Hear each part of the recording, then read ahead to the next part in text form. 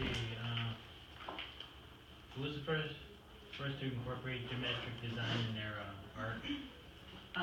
From the Victoria? Yeah, from yesterday. Okay, so from the other day's lecture, we started to talk about people that were using geometrics in their design. Can anybody name those folks? Yes, Shane. The Glasgow 4. Glasgow 4 would be correct. Is that correct? If any can. Well, not only are you supposed to ask the question, you're supposed to know the answer to the question also. So, okay. So I'm giving Shaden a point. Do you have anything else that you want to add to that, Anthony?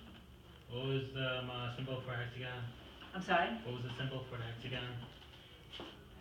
Okay, so. What was the symbol? No, but I mean, as far as more information to get more points. So what was the symbol for? Are you asking this as a question to the group, or? I don't know. If there's any other questions. No, I mean any other points that you want to add to the comment about the Glasgow 4? No.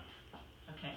So do you want to tell us what that hexagonal or the? Yeah, the thing that we used for that company, wasn't it a symbol of beehive or something? Yes. And who was that designer? Anybody remember who that was? That he's talking about using the beehive motif? Yes. Yes. I'm going to give you a point for that. Anthony, I'm going to give you another point for the other question, although it really doesn't kind of follow the rules of what we're doing, but I'm okay with that. That's all right. Liz gets a point. Shaden, did you have anything else that you wanted to say about the last load 4? No. Okay. All right, so you get a point for the Glasgow 4 question. And did you have something you wanted to say? All right, so let me get this straight. So it's just like, it was basically like two couples, and a teacher realized they were good, put them in a group. They both, one got married, and one was just together. No, they all got married. Oh, got married, okay. Yeah. And they're sort of like, I don't know, call them plank holders, the whole like Vienna secession, I guess. Is that they're accurate? Are they in different countries or in England? Or? We're kind of like hippies up there. Okay, fair enough. If you will. So they're kind of hippie-ish, and bohemian was the word that we used to kind of describe that in their lifestyle, the way that they lived. None of them had children of the couples, it was unique that Charles Rennie Mackintosh and Margaret MacDonald were working as well successfully together. In fact, he gave her a lot of credit for the work and what was conceived of their work. I think he had a quote that said, "She's responsible for half, if not more, of what we do as a couple."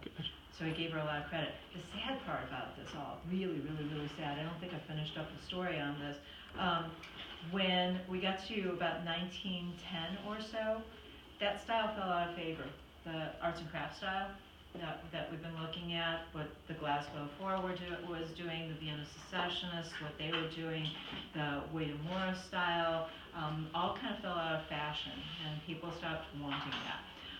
And so as a result, nobody was commissioning Charles Rennie Mackintosh as an architect or as a designer to do anything. Margaret certainly wasn't getting any more commissions. Herbert and Francis, they were already off in Liverpool and living their life there, and so they weren't doing things anymore. And people forgot them. People forgot these folks. Charles Rennie Mackintosh, he was probably the only one that anybody remembered because he was actually an architect first, and so they remembered his buildings or his structures. But as a designer, they didn't really think of him too much, to the point that Margaret was completely obliterated from the textbooks for a very long time. It wasn't until the 1970s that somebody started to look at the stuff again and go, what's all this feminine stuff that's in here? Where'd that come from? Wait, it's got a different signature. Who's this Margaret MacDonald person? They would see her name signed on paintings and stuff like that, and they went, what's that all about? And they investigated and realized, oh, she was married to this guy, and rediscovered her. So sad. It was really sad that they were forgotten. Yeah. All right, now correct me if I'm wrong, but was that the group where one of them was friends with like Nietzsche's sister or something, or was that further along the chapter? I don't okay, know. sorry, I went through the I thing last night. I'm a little sleep deprived. Yeah, in fact, Adam did the study aid again.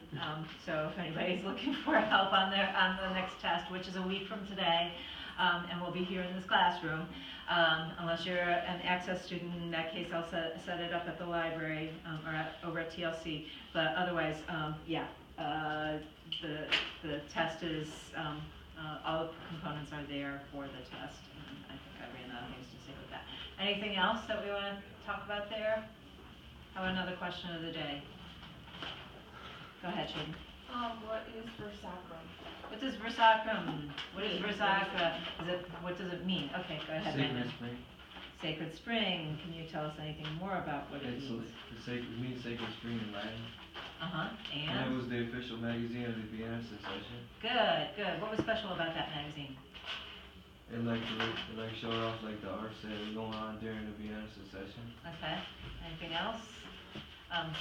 Shaden, can you tell us anything more? It was based on an ancient tale of people who discovered new ways, basically, and the people who were stuck in their own ways. Good, good. And more on the magazine? I was gonna say more. It's like a death and rebirth metaphor. Like after calamity, there's a triumph or something. Almost like a literature cliche. Yeah. So I mean, they were very into those kind of finding meanings in things and really like hammering it home. The magazine itself was very experimental, so no two issues were the same. It was constantly shifting around. Whoever was in charge of being the editor on any particular issue got to design the masthead, design the cover page, design the interior layouts. And the thing about the magazine is once that design was set on the cover or wherever, it continued. So it wasn't just on the cover, it was used throughout the entire magazine, through every spread and the magazine, including the advertisements. So the people that were advertising in the magazine, that was one of the clauses that they agreed to, that they would have the Vienna Secessionists, whoever was in charge at that particular moment, they would have them design their ads for them. So that was kind of interesting. You don't see that very often anymore. Okay, last question of the day. How about Courtney?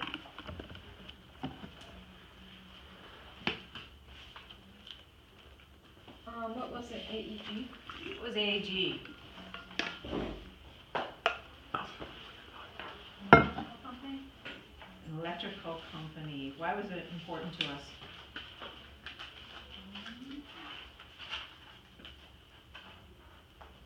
What's special about AEG?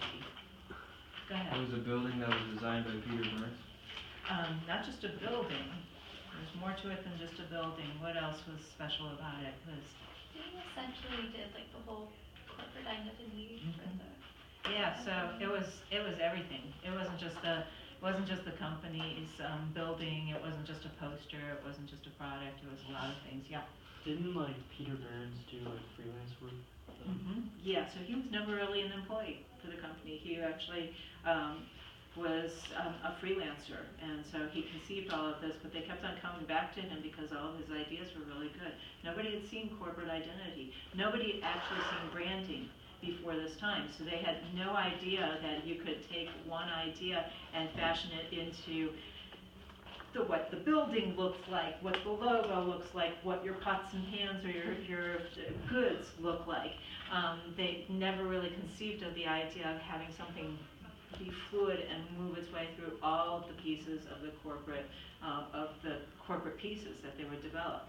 So that was a way that he was working into that same total environment, orgasm, sphere, that we talked about before, and that's really what was happening with the Glasgow floor too. They were in control of the entire environment, down to the light fixtures and the way that the stair railings were done, or the uniforms that the waitresses were wearing in the restaurant. They did everything. And we could see other people that were doing this at the same time. Anybody know of any designers in the United States who had that same kind of attitude? Like Frank Lloyd Wright or something? That's the one. That's the one. Frank Lloyd Wright had this total work of art attitude too. And a lot of people consider what he was doing an American version of arts and crafts. So in Frank Lloyd Wright's spaces, he didn't just design the house. He designed the furniture that went inside the house, and it's reported that he designed the clothing that the people that lived in that house were supposed to wear. So he was very, very into the idea of controlling the environment. And so kind of interesting that it takes off and goes in different, it's not just like stuck in Europe. Today, we're going to talk about, we're going to continue on talking about Art Nouveau. And when we last left off, we were talking about this particular image. Kelly, would you mind hitting the lights for us, please? I have to turn on that first light for us. There we go, good. So we started to talk about Japanism the other day. Can anybody remember or help us refresh our minds as to what we were talking about with Japanism? What is, yeah, that'd be fine. Anybody remember anything about Japanism or why it was called Japanism?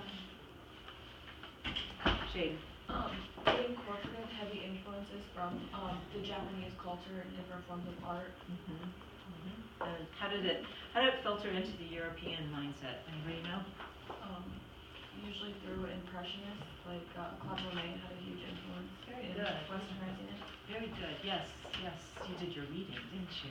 Oh no, I just love Claude Monet. Yeah. So the European artists were going to look at that. Those like those Monet sunflowers and the Watercolor. yeah, okay, that's one. Okay, yeah. Yeah, all of them. They were already, the Impressionists were already at work when this came out, when people started to see this stuff. So what ended up happening, if you recall, the Japanese suddenly stopped being isolationists. They had this isolationist policy. They were not trading with any parts of the world other than their next door neighbors, China or Korea.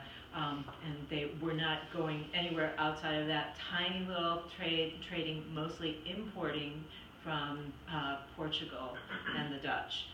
But otherwise, they were not shipping their stuff out. So as soon as they opened up trade to Western Europe and the Americas, this flood of things started to come into those countries. Into those other worlds, and they'd never seen this before, so it was very unique. It was very special to the Europeans when they started to see this. Originally, they were not really, the Japanese were not really so interested in sending them pieces like this. This is called a ukiyo-e, and the Japanese do a lot of these. They were inexpensive prints that a lot of times they would hand paint them. Some of them were more intricate. This is rather intricate in the way that it's laid out. But ultimately, they were just woodblock prints, and they were advertisements in many ways. They were advertising things. So they were advertising things that were happening in Japanese culture. And so they regarded them the same way that we regard newspaper when we're wrapping up, things for shipping purposes. We'll stuff newspaper into, or we'll wrap, a base with newspaper. They were wrapping the bases that they were shipping to Western Europe or America in ukiyo-es. And the Europeans, they would open up and they would see that there was a vase inside, but they would look at this thing that was supposed to be as disposable to the Japanese as newspaper, and they would go, wow, this is so different from anything that we've ever seen, that people started to collect these. And we see a whole mess of artists that started to collect the ukiyo-es, yes. Isn't the wave one of them? Wasn't that No. I know Hero, whatever his name is. He was 100 years earlier than this, I think, in his work, and his was a major piece, a major painting. So no, it wasn't a like ukiyo. recreations. Yeah. So we see that one became very, very popular. But these ones were always really long and rectangular, as we can see here. And the depictions that were on them, they called them ukiyo-es, which translates out to mean floating world. And when they were referencing floating world, they were referencing Tokyo, actually. But they were also referencing the way that the images were contrived. And we can see here that the image of the female here is kind of just floating out in space. There's no background, there's nothing to tell us where the floor is at. And we can start to see that the space is a little bit skewed. And this was really interesting to Europeans when they were looking at this, and this is part of the reason why they were so fascinated by them. I don't think I've got the pointer. Do I? Pointer? No, it's not going to work for me. All right, fine. I'll reach really long. So one of the things that we notice here is the proportions in this particular image, and how it's skewed from human proportion, how it's skewed from reality proportions. So if we were to look at the way that her body is contrived here, first off, everybody take your hand, put it on your face like this. And you'll notice that your hand is pretty much, if you spread your fingers, it covers the entirety of your face, pretty much. That's pretty much a norm. Look at her hands right here. And if she were to spread her fingers, it would probably only fit half of her face. So there's one thing that's out of proportion. Her hand is much, much smaller than what her face is. Human bodies, it's usually 7 heads tall. So if you were to take your head and you measure it down your body, you would find that it's 7 heads tall. We look at her head, it goes from there to there. There's 2, here's 3, here's 4, here's 5, here's 6, here's 7. And look, her feet are down like here. So her body is longer than what is normally proportioned. If we look at where her body would be shaped in this and figure out where the hand is at, so we see the hand right here, which means that her wrist is about right here and her elbow goes to maybe here, and then her shoulder would be here. But look how far apart her shoulder is to her neck. Anybody have a shoulder that's this far deep? Out of proportion. So it's really, really skewed. And then we can look at other things here, like the perspective. And we can say, okay, if this is the ground, and we were to try to figure out how to make the ground tilt up so it's almost sitting all the way up, that means that she would be standing on a ground that is more like a hill. And I don't think that's what's happening here. It looks like it's all just kind of flat. So we have all of these things that are happening. And then if we start to look at this even further, we'll notice that there's very little in the way of highlights or shadows on this. And in some ways, the pattern just continues across. And the only thing that's differentiating the pattern across in the folds of this fabric are these lines that indicate that there's a fold there. But there's no shadows, there's no depth, it's very flattened.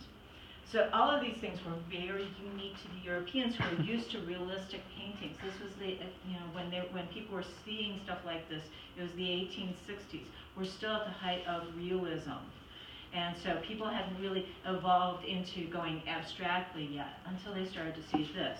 And then they started to realize that there's something odd and different in this. There's also a cultural thing in this particular, what the Europeans were seeing versus what was going on in Japan.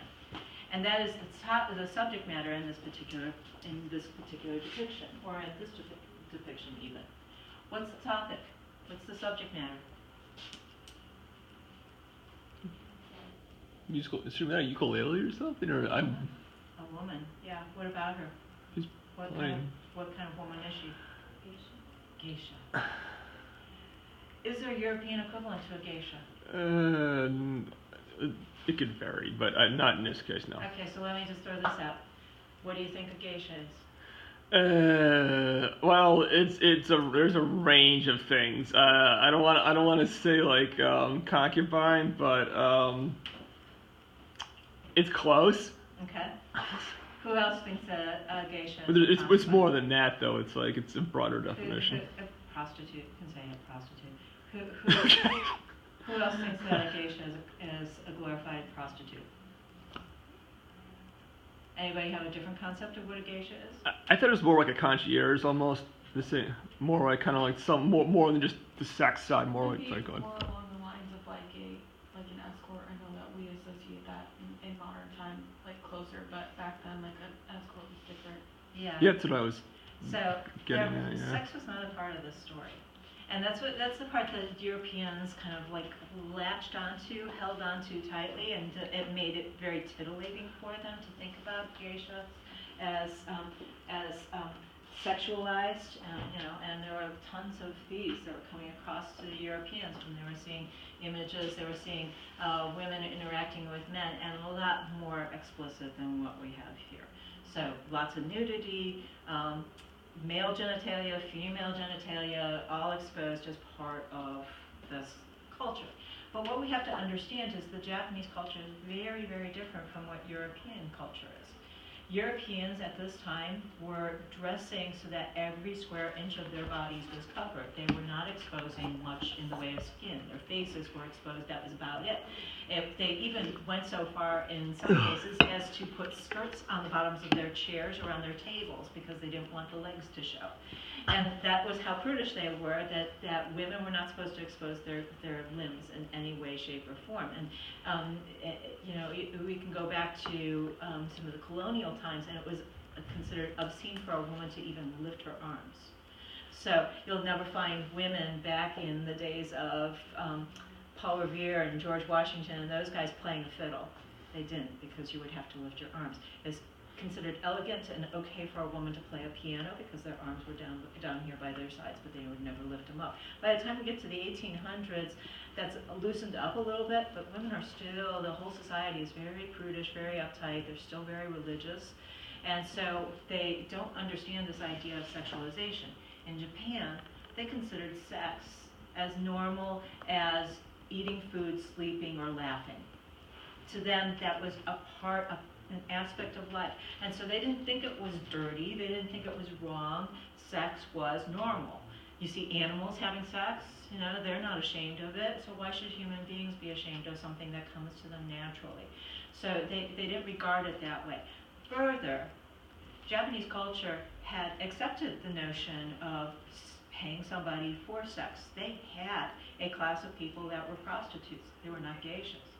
So they already had a segment of their society that was set aside for prostitution. And again, it was considered a very normal part of their world. But the advertisements, these ukiyo-es that were advertising geisha, it was not about the sex part of it. In fact, there's a very big misconception about sex. Yes, geisha would have sex, but it was at their choosing. It was their decision to do it, and usually it was because it would benefit whatever it was, the transaction that they were trying to accomplish. It wasn't so that they could get rich. It was because they were seeing it as another aspect of the trade. Again, like deciding to go out to lunch with somebody to, seal the deal. So the geisha go back into that idea, the shogunate governments that we were talking about the other day. We were talking about how society got flipped upside down, that anybody that was a farmer or lived out in the countryside and owned land, they were considered suddenly the elite, and anybody that had been a merchant and was living within the city, they were considered the lower class. And the shogunate had decided that they didn't want the city folk to try to pollute what was going on in the countryside by talking to them or changing their attitudes, and so they refused to let those two groups get together, which made it very difficult for the people that were in the city to buy goods from the folks that were out in the countryside. How they solved this was they developed an intermediary for this, and the intermediary was the geisha. The geisha was a social hostess. Yeah. Okay, so concierge is sort of the ballpark then? Concierge is very much in the ballpark. Okay. Escort too, because the geishas didn't necessarily have a location that they did their transactions on, but they would hire out halls, they would hire out spaces, and they would have parties. And so they would invite, the geisha were allowed to talk to everybody. So the geisha would invite the farmers, they would invite the merchants, and they would host this party. And the things that they would do at the party, they were all considered to be artful. So if you were going to this party, you felt like you were going to be exposed to art, and so it was supposed to be very high-minded. And people enjoyed this, that everything about the geisha was meant to be a form of art, including sex. So if you were going to have sex with a geisha, it was considered a piece of the art, the performance that she was creating. Europeans didn't understand this. They had no concept of it. There was no equivalent in European society to what was going on in Japanese culture. And so as a result, there's this big misconception that still sadly goes on to this day about what the geisha is.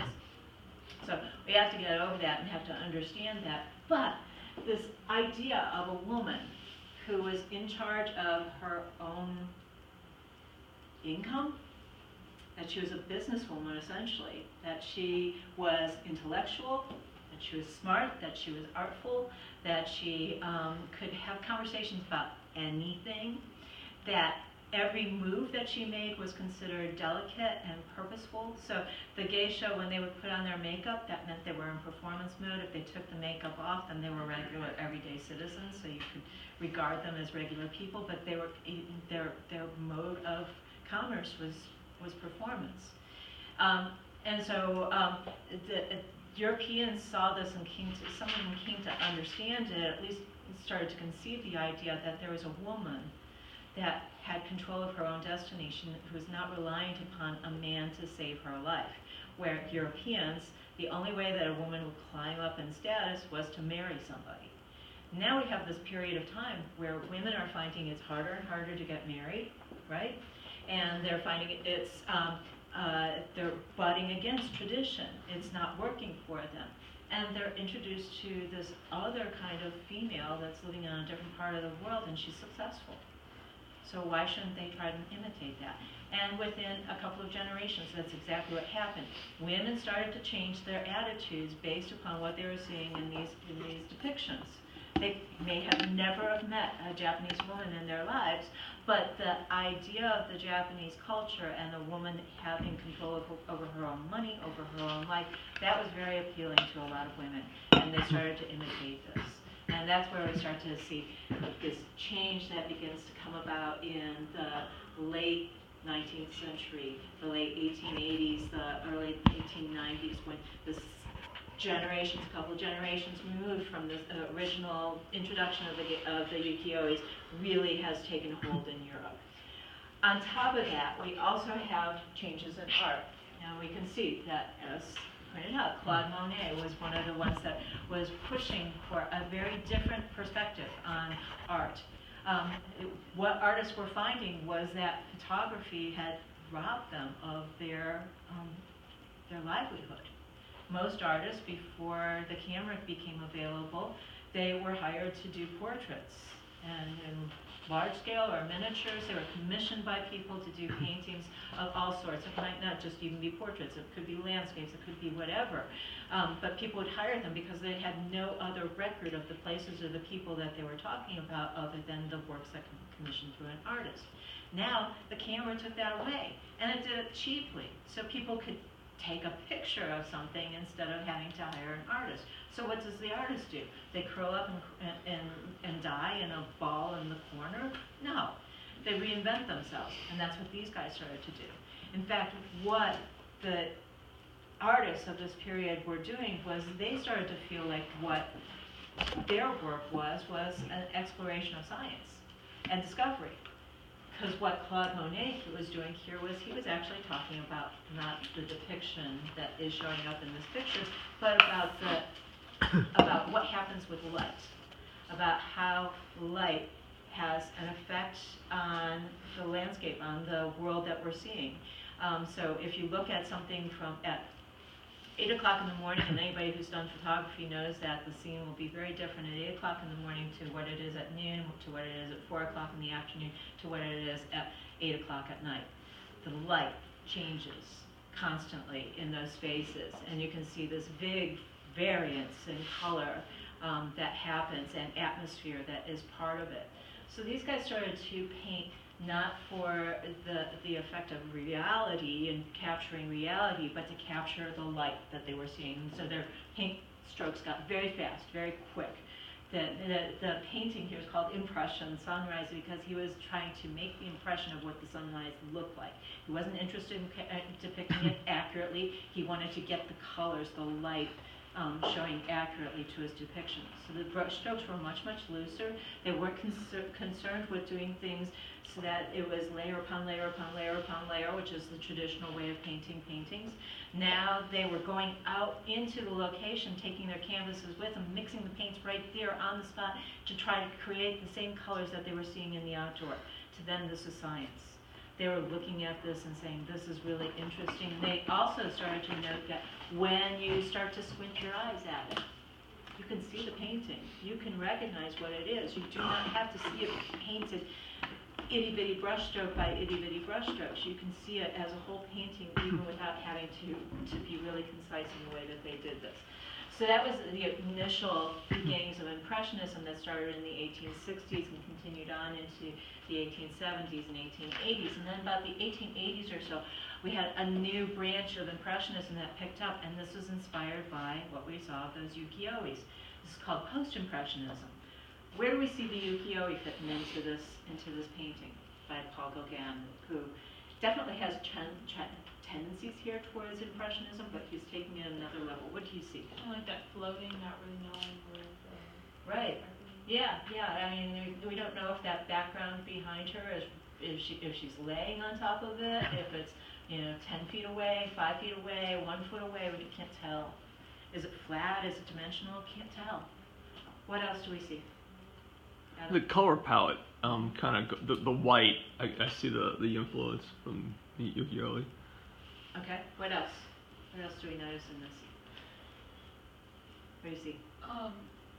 Well, the elongating is like that too, and also there's not highlights how there was. Good. Yes. Very good. So lack of highlights and shadows. There's some shadows here, but it's not really deep shadows. What else, Peter? It's very selective with the details. Okay. 'Cause Yeah. like, the grass, for example, is still fairly detailed versus like her hair, which essentially would be a similar drawing technique, is then not that detailed. Yeah, it's very flattened. It's almost like a piece of paper that's been cut out into that shape and maybe has a black outline around it. And how many of us walk around in life with black outlines around our bodies? I don't think anybody does, but here it is. She's got a hard outline around the entirety of her body. Look at the proportions of her body. Look how long this arm is. The elbow's out here. It would be out here. Look at the way her spine is curving. It looks like it's curving this way, but here's her neck.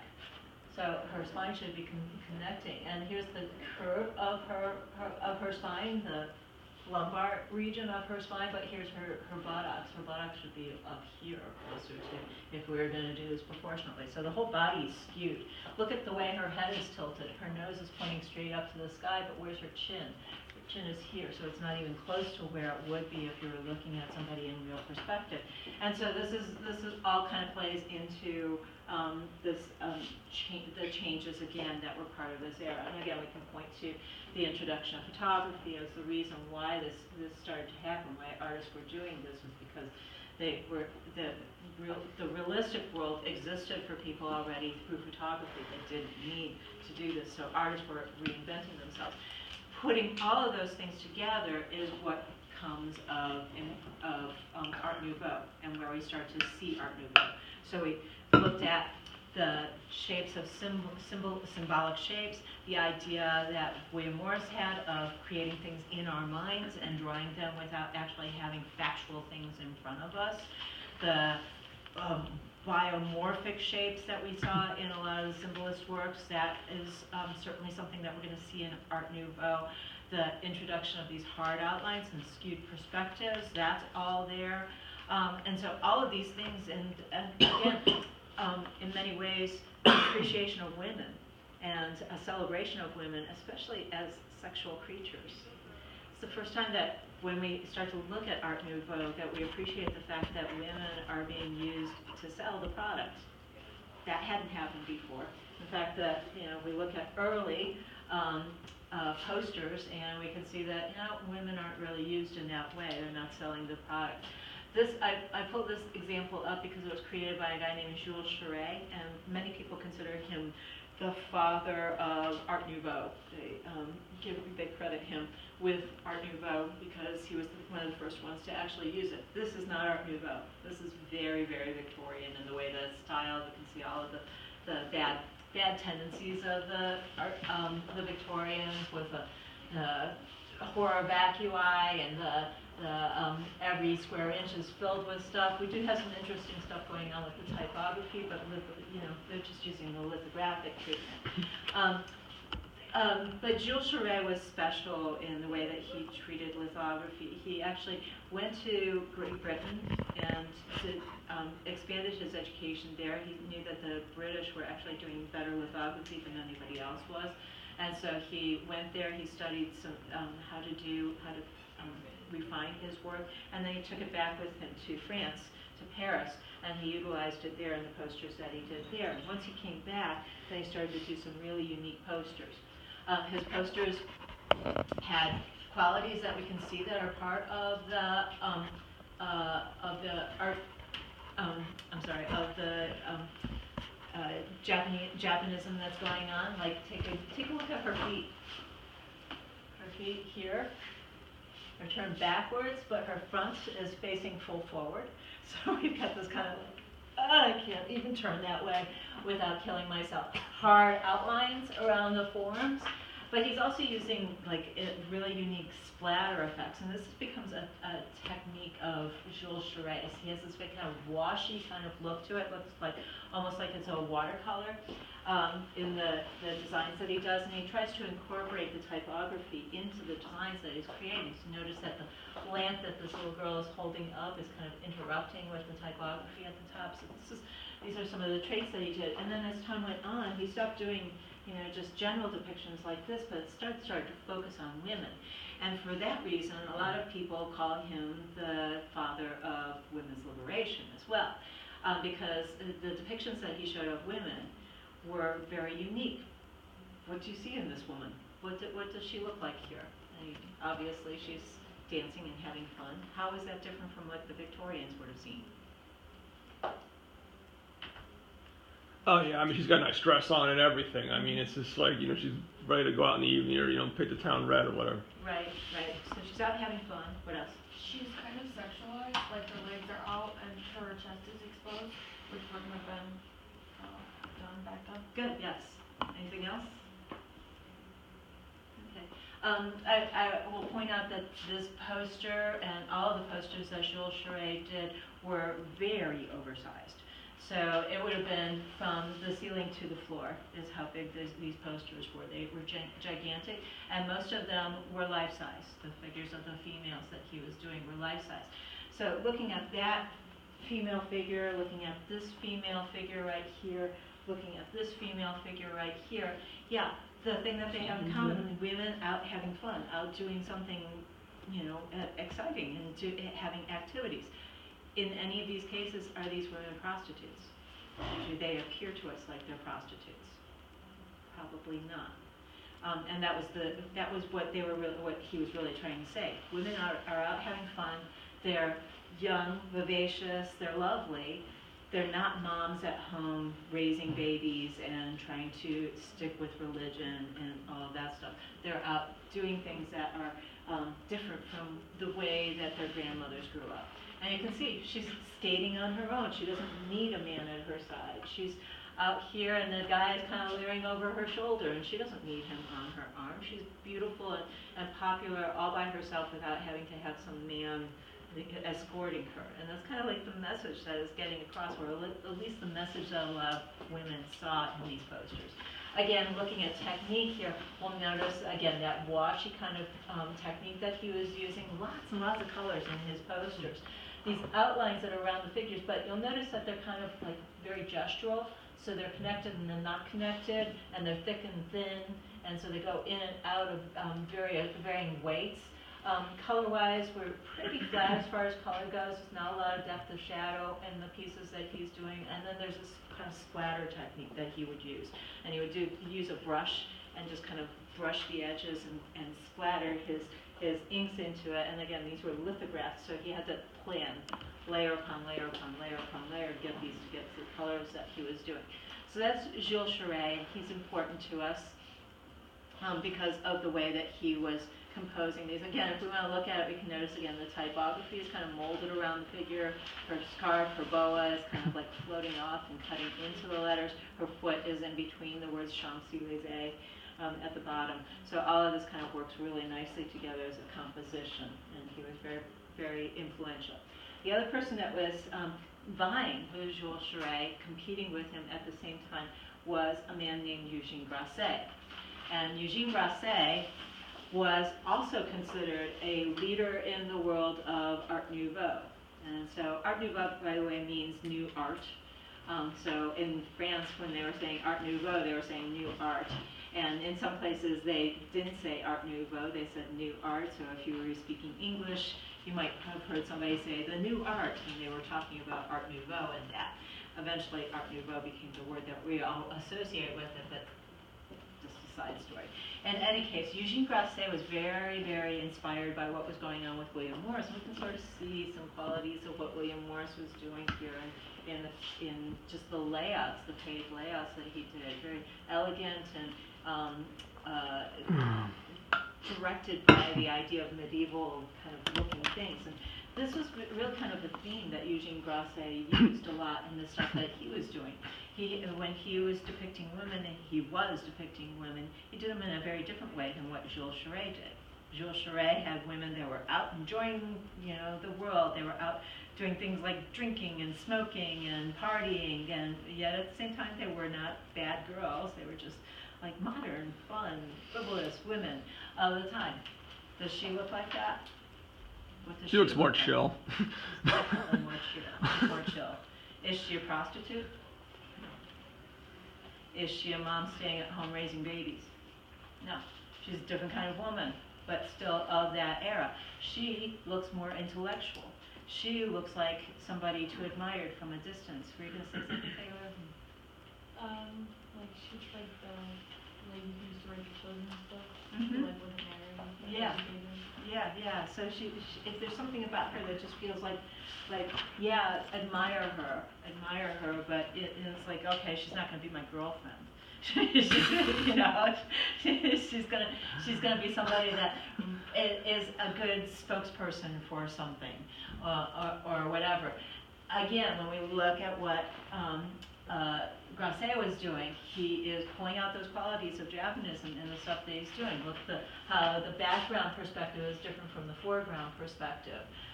Look at how crazy the sky is, and how it's kind of like the fabric that was laying at the feet of the geisha in the one picture, or the way that the fabric is here on this woman's, wrapped around this woman's body. Yeah, we've got some lines here that delineate that there's folds in the fabric, but we still don't see a lot of shadowing going on. It's still very flat. Her skin is one tone. Her hair is one tone with a lot of, again, lines drawn over top of it. So there's not a lot of things here that tell us that this is dimensional in any ways. And the lines that he uses in his, go to this slide, the lines that he uses in his are very controlled, they stay consistently thick. So there's not a lot of that gestural stuff that we saw with Jules Cheret's stuff and Eugene Grasset's stuff. It looks almost like stained glass. And when we look at the way that the type is treated in his stuff, he very much sections it off. So see, the type is compartmentalized. The type is compartmentalized. It's not integrated with the image. So this is, his style was one where he broke the type away and he didn't integrate it into the images. So two very different styles, all happening at the same time. Eugene Grasset, Jules Cheret, both doing commissions in Paris at the same time. I should say that in Paris they had a different way of approaching posters and advertising. So in Great Britain they had something, a kind of advertising method that we talked about here one time before with the wood type posters. Does anybody remember how the British did their advertising, print advertising? Somebody else? Cassie, do you remember how they did their advertising in Britain? I probably displayed them. Where at? Like at the hoarding boards. Hoarding sites, yes. So the British had a rule that you were only allowed to put posters up in hoarding sites, in designated spaces. In Paris, that wasn't the rule. In Paris, they made it so that you could hang posters anywhere you wanted, so long as it wasn't a religious building or a government building. So you couldn't hang it on the side of a church, you couldn't hang your posters on the side of a government building. But any place else that was open territory, free game. And so as a result of it, there wasn't the same kind of competition for attention that there was in Great Britain. In Great Britain, because they had this tight little space that they had to get in, they were trying to get attention as hard and fast as they could. In Paris, they had big spaces between posters. And so the way that they solved that was they made their posters really big. They might have one on a street, but it was really big, so you could see it half a block away. And people, admired these posters because they were so supersized. The place that became really, really popular in Paris in this period, in the late 1800s, early 1890s through 1908 or so, was a place called Montmartre. And it was known because it was the hub for all kinds of nightclubs and cafes in this area. And so people would congregate from all over Paris to go up to the Montmartre district. Now, the reason why all these cafes and clubs was centered into this particular area was because this was in an area that had originally been countryside outside of Paris. And then as industrialization came along and the population grew in Paris, they started to move out from the center of the city and into the countryside. And so this countryside started to become populated and as populated as the city was, but the taxes hadn't caught up with that. And so the people that had started to build things and to own things in this particular district in Paris were still paying low taxes. And so it made it very feasible for businesses that were new and coming up to be able to have something in this area and not spend a whole lot of money on their rent. We saw a lot of buildings that were, they didn't even bother to tear down the old buildings, they just built around them, like this one, this building called the Moulin Rouge. Does anybody know what Moulin Rouge means? Red something, right? Red, what's it look like? Windmill? Red windmill, that's what it means, the red windmill. So if the building was originally a windmill out in the countryside, it had, made wheat, essentially. It had ground grains into wheat. That was what its occupation was. No longer, not in this busy area of Paris, but they kept the building there, and it became like a landmark. So people just came to the Moulin Rouge, the red windmill, because it was a fun club. It was very, very popular, and some of the folks that hung out there were kind of eccentric and wild themselves, including one particular character. His name was Henri de Toulouse-Lautrec, and he did a lot of advertising for the Moulin Rouge and the women that were part of the Moulin Rouge. The women here are doing a particular dance. Anybody know what this is called? Can. And somebody tell me about what the can is. Like line dancing? It's like chorus line, almost like Broadway style. Yeah, so what are they doing in the can? All their legs are synced and they kick them up. They lifting their legs, lifting their skirts. Think about the Victorians and their attitude in this time, or the time before this. What would they have thought of women lifting their skirts up and showing their legs? It was scandalous. But it was part of this accepted norm of this time as women are starting to become more sexual and not so afraid. So yeah, it was a big deal that they were lifting their skirts, and actually a lot of these women were prostitutes. But all the same, there were people from all over Paris that were coming to see these women dancing in a line, lifting their skirts, showing off what was underneath their skirts. Some of the women didn't wear anything underneath the skirts. But and part of the dance was, not only were they doing this with lifting up their skirts and dancing around very, very vigorously, but then at the end of the dance, they would bend over and lift their skirts up from the backside. So it was like very risque. People were titillated by this. They were very excited about it. It was fun. It was different. And okay, so you had these women that were performing the can, but then you would have all these people that come to the club, and they would drink alcohol, and they would dance themselves, and everybody was having a really good time. The guy who I pointed out did this, his name was Henri de Toulouse-Lautrec, and this is a picture of him. And if you look at this, you might say there's something wrong with this guy. Again, it's kind of like, all right, what's wrong with the perspective here? There's something really big wrong with the perspective. He's a dwarf. And it's not... And I point this out because it was an affliction in his life. I do not want you to know him as that was the only thing about his life. So if I were to ask a question like, tell me something about Toulouse-Lautrec, if you said he was a dwarf, that would be the wrong answer.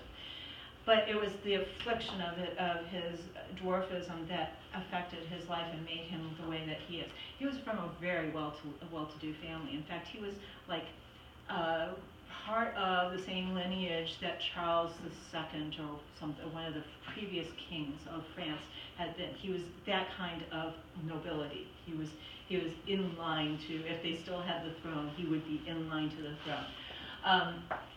That's how elite his family was.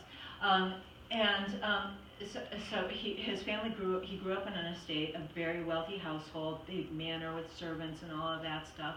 And his father, very wealthy, what he did with his time to occupy himself, he went out fox hunting, and he rode horses, and he went shooting, and he did all those things that are part of the snobby upper noblesse oblige.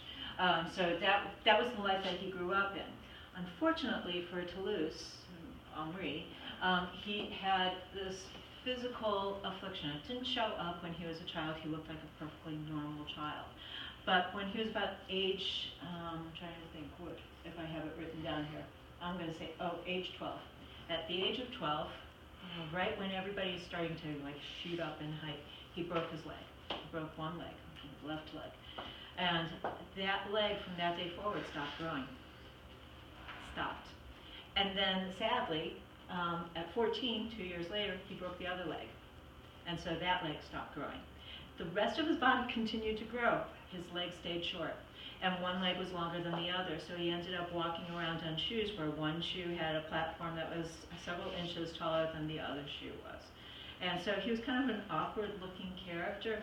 On top of it, because of his affliction, it wasn't just that he had this disease, it was actually a family trait. There were several other family members that had this condition also.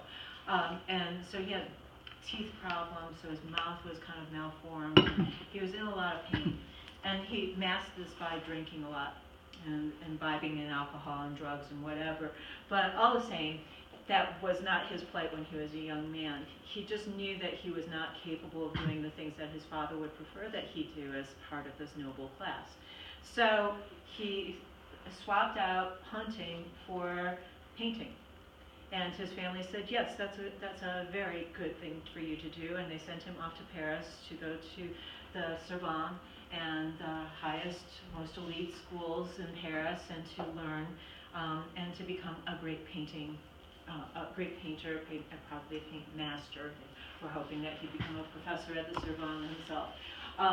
But instead, he got himself involved with the bohemian lifestyle that was happening in this Montmartre district of Paris, and he fell into this life, and he loved it.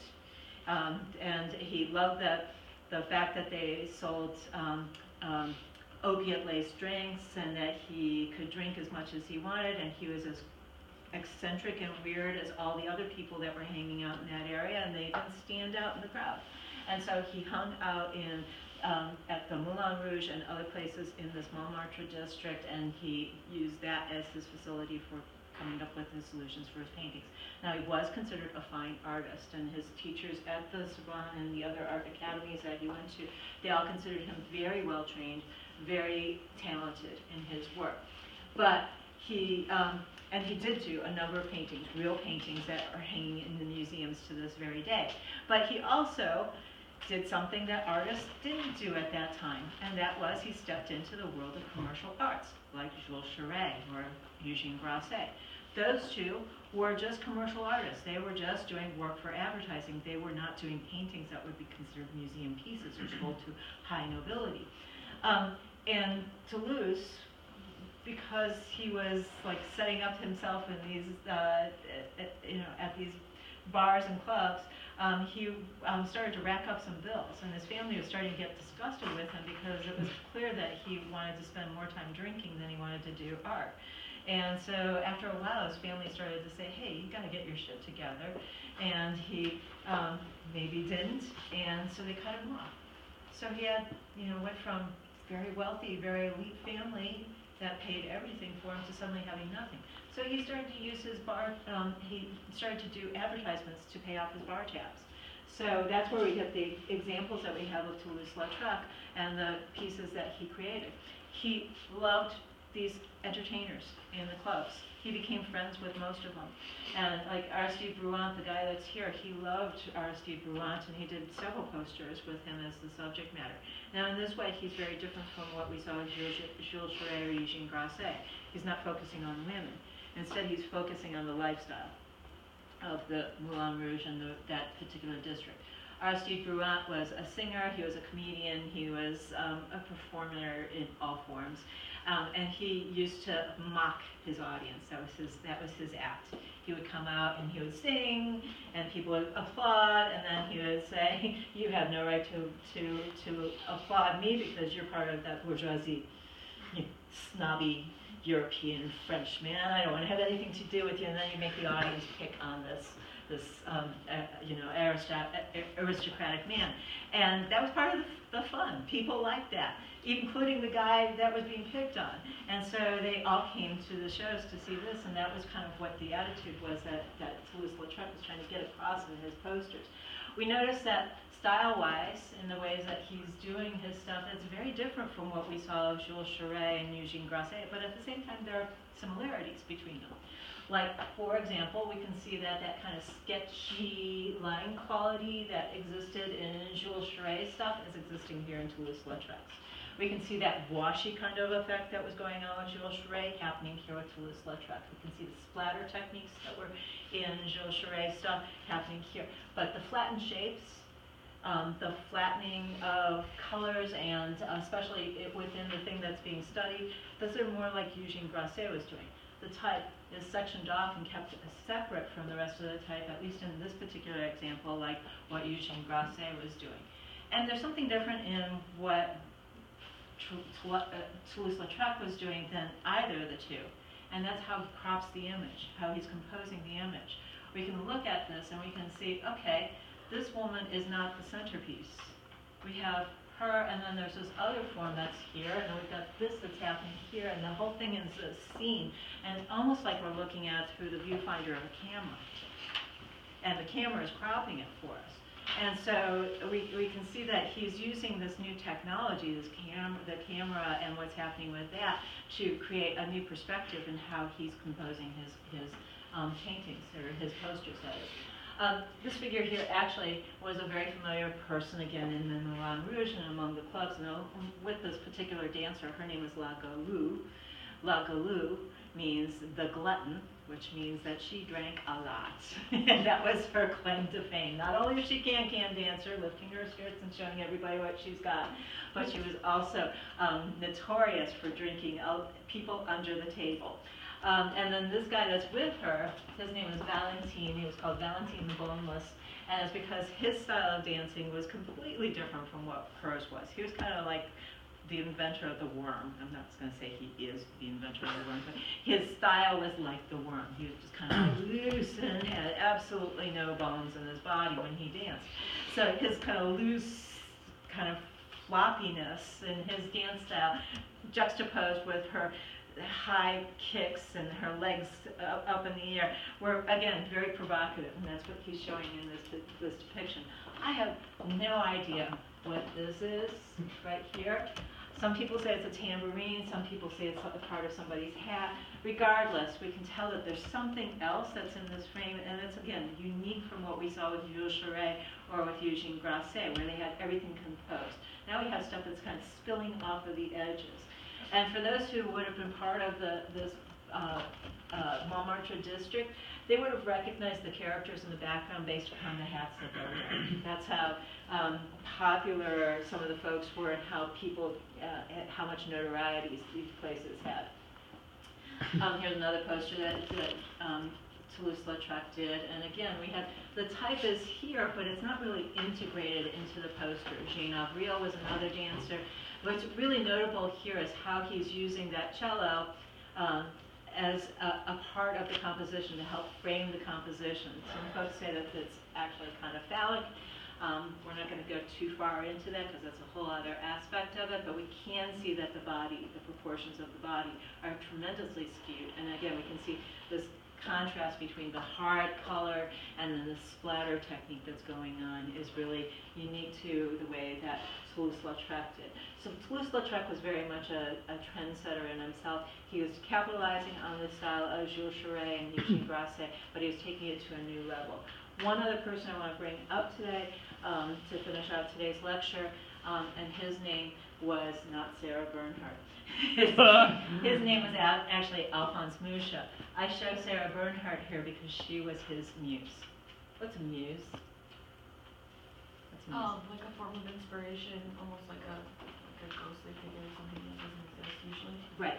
So something that you would, again, admire from a distance. Sarah Bernhardt was that for this guy named Alphonse Mucha. So the story of Alphonse Mucha is this. He was a young Czech artist that came into Paris to learn this new art in the 1890s. And he was struggling and had very little in the way of income coming in, so whatever jobs came along he took. And he had a friend who was working at a print shop, a lithographic print shop, and he asked him to come in and sub for him for the week he was off for Christmas. And so Alphonse Mucha came into the print shop and was working there. Well, lo and behold, Sarah Bernhardt came into the shop too. Anybody know who Sarah Bernhardt was? She the children's book. She the one with the awards like named after. Is that yeah? Okay, she that's the other person. Anybody know who Sarah Bernhardt was? She was an actress. Again, European mentalities, Victorian mentalities, how would they have perceived an actress? Scandal.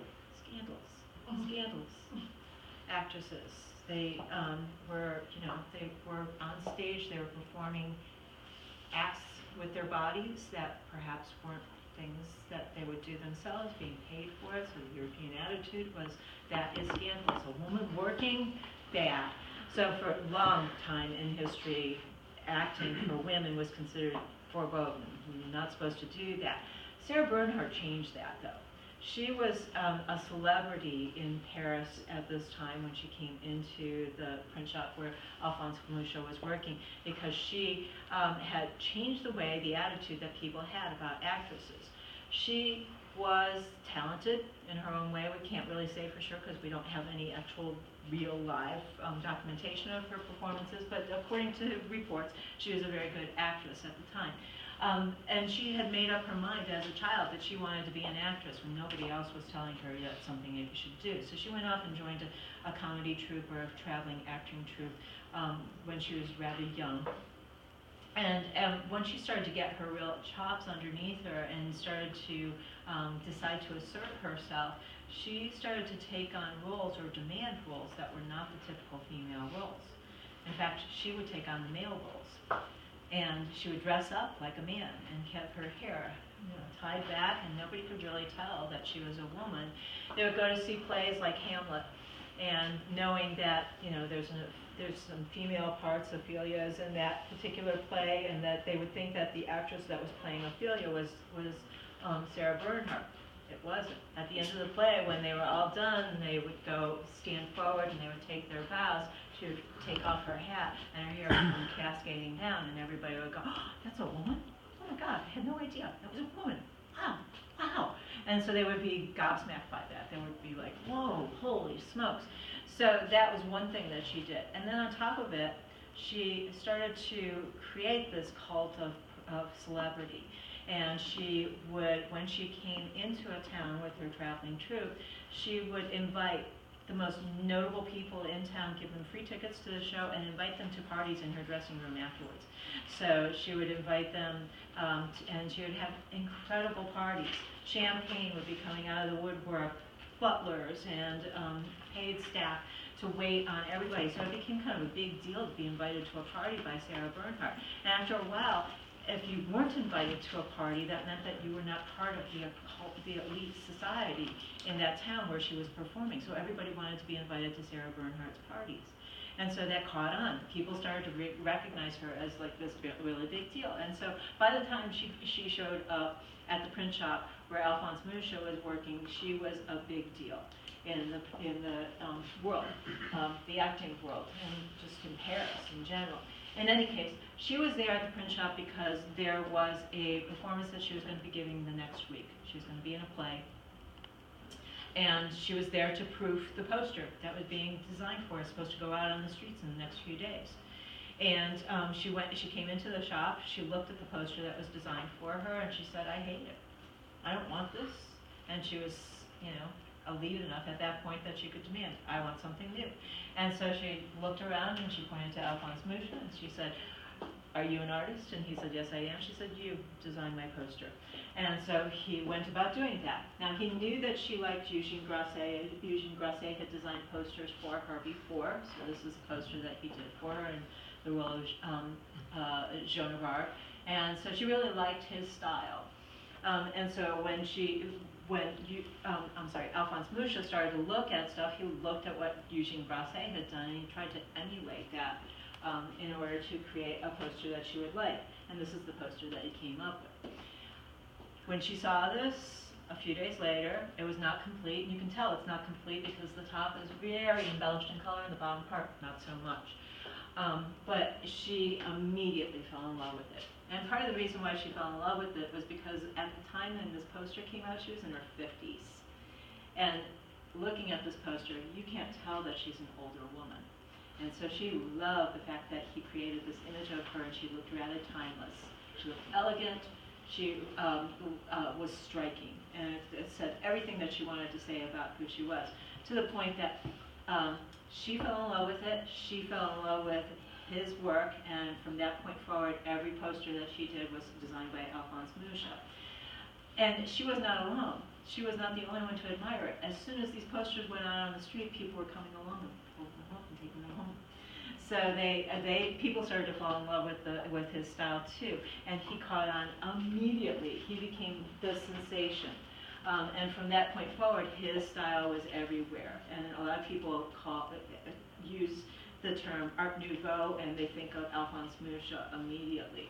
Now, again, looking at the qualities of what he was doing, comparing them to what was done with Eugene Grasset's, we can see, the hard lines, the very stained glass look that's going on, the flattening of color, and there's a lot more detail in the poster like what there was in the Eugene Grasset stuff. Differences, though, we can see that the type is now integrated with the image, and we can also see that he's using some kind of washy effects in the work that he's doing, not to the same extent that Jules Charest was doing, but he definitely is picking up on that. And the figure here is not the idealized, aloof woman that was in the Eugene Grasset stuff, but more along the provocative, sexualized women that were part of the Jules Charest stuff. In any case, as I said, Alphonse Mucha did all of Sarah Bernhardt's posters from that point forward, and he created a following. People started to love his stuff. One of the giveaway traits on his work is the hair on these women. A lot of people call it spaghetti hair. So this hair is kind of flowing out and spaghetti-like. And so we can see that there's qualities there in what he's doing that's very unique, and he became very, very popular. And we're going to end it there on Alphonse Mucha as the fourth Art Nouveau artist, and we're going to cover the last handful of